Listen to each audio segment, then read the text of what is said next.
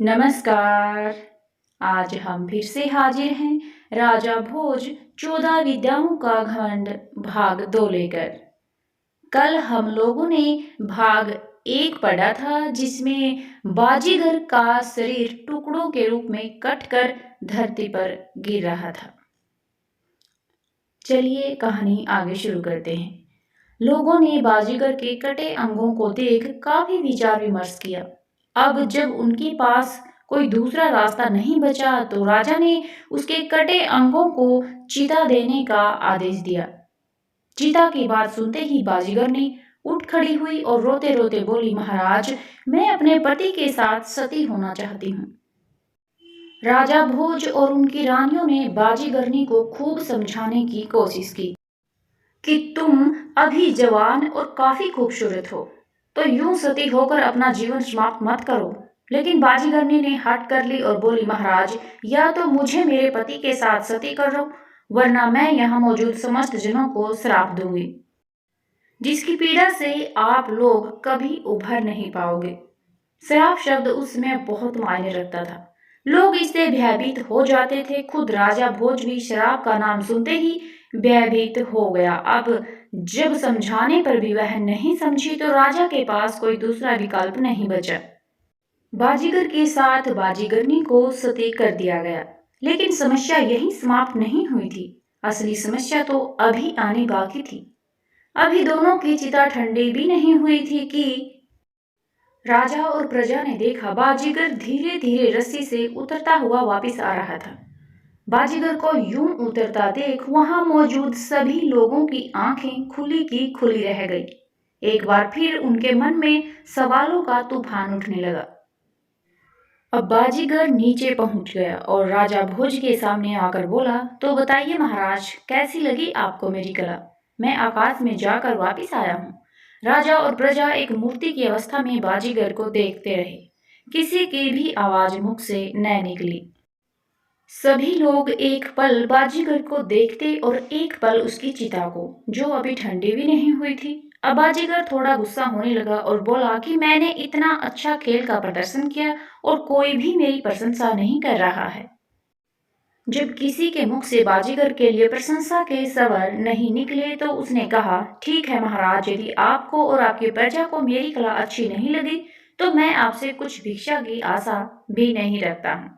हम किसी दूसरी नगरी में जाकर अपनी कला का प्रदर्शन करेंगे। आप मेरी बाजीगरनी को बुला दीजिए, जिसको मैं आपके पास सुरक्षित छोड़कर गया था। राजा भोज एक पत्थर की मूर्ति की तरह बाजीगर को देखते रहे। बाजीगर अपनी पत्नी को ढूंढने लगा, लेकिन जब काफी ढूंढने पर भी वह नहीं मिली तो बाजीगर ने क्रोध में आकर राजा भोज पर कलंक लगाना शुरू कर दिया। अब राजा को अपनी चुप्पी तोड़नी पड़ी, क्योंकि कोई भी राजा अपने ऊपर यूं लांछन लगते हुए नहीं देख सकता। राजा भोज ने कहा, तुम्हारी पत्नी तो तुम्हारे साथ सती हो गई। राजा ने बाजीगर को उसके जाने के बाद सारी कहानी बताई। बाजीगर ने कहा, महाराज, आप एक कपटी और झूठे राजा हैं। जरूर आपने ही मेरी पत्नी को कहीं छुपा दिया होगा। राजा भोज ने कहा, भला मैं तुम्हारी पत्नी को क्यों छुपाऊंगा? बाजीगर ने कहा, क्योंकि आप मेरी पत्नी को अपनी रानी बनाना चाहते हैं। मेरी बाजीगरनी जैसी सुंदर और रूपवती स्त्री पूरे संसार में नहीं है। न ही आपकी कोई रानी इतनी सुंदर है। आप एक चरित्रहीन राजा हैं। सारी प्रजा सुन होकर बैठी रही। राजा भोज ने उसे बार बार समझाने की कोशिश की कि मेरा विश्वास करो, मैंने तुम्हारी पत्नी को कहीं नहीं छुपाया। वह तुम्हारे साथ ही सती हुई है। अब तुम अचानक आकर अपनी पत्नी मांगोगे तो मैं कहां से लाकर दूं? बाजीगर ने कहा, मैं नहीं जानता था कि एक 14 विद्या निदान राजा भी इस कदर झूठ बोल सकता है। मैं स्वयं आपके सामने जिंदा खड़ा हूं, तो मेरी पत्नी सती कैसे हो सकती है? या फिर आपके मन में कपट आ गया है? मेरे जाते वक्त आपने मेरी शर्त अनुसार मुझे वचन दिया था कि जब तक मैं नहीं आता आप मेरी पत्नी को सुरक्षित रखेंगे। और अब जब मैं अपनी पत्नी आपसे वापस मांग रहा हूं तो आप नाटक कर रहे हैं। मुझे आपसे कुछ भी भिक्षा या दान नहीं चाहिए। आप केवल मुझे मेरी पत्नी लौटा दीजिए। राजा भोज ने कहा, बाजीगर, तुम्हें जो सजा मुझे देनी है तुम दे सकते हो, किंतु मैं मरे हुए प्राणी को जिंदा नहीं कर सकता। बाजीगर ने कहा, महाराज, यदि मैंने अपनी पत्नी को आपके महल से निकाला तो तब आप क्या करोगे? राजा भोज ने कहा, यदि तुमने बाजीगर ने मेरे महल से निकाल दी तो यह सारा राजपाट मैं तुम्हारे नाम कर दूंगा, और यदि तुम बाजीगरनी को मेरे महल से नहीं निकाल सके तो तुम क्या करोगे? बाजीगर ने कहा, महाराज, यदि मैं अपनी बाजीगरनी को आपके महल से नहीं निकाल सका तो जितना राजपाट आपका है इससे 2 गुना मैं आपको दूंगा। राजा ने हामी में अपना सिर हिलाया।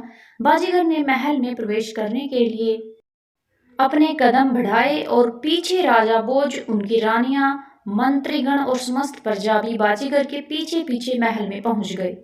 महल में पहुंचते ही बाजीगर ने जोर से आवाज लगाई, बाजीगरनी, कहाँ हो तुम? आ जाओ, हम चलते हैं। ऊपर से आवाज आई, आती हूँ जी। बाजीगरनी एक कक्ष से बाहर निकली और बाजीगर के साथ आ पहुंची। बाजीगरनी को देख राजा भोज और समस्त जन अचंभित हो गए।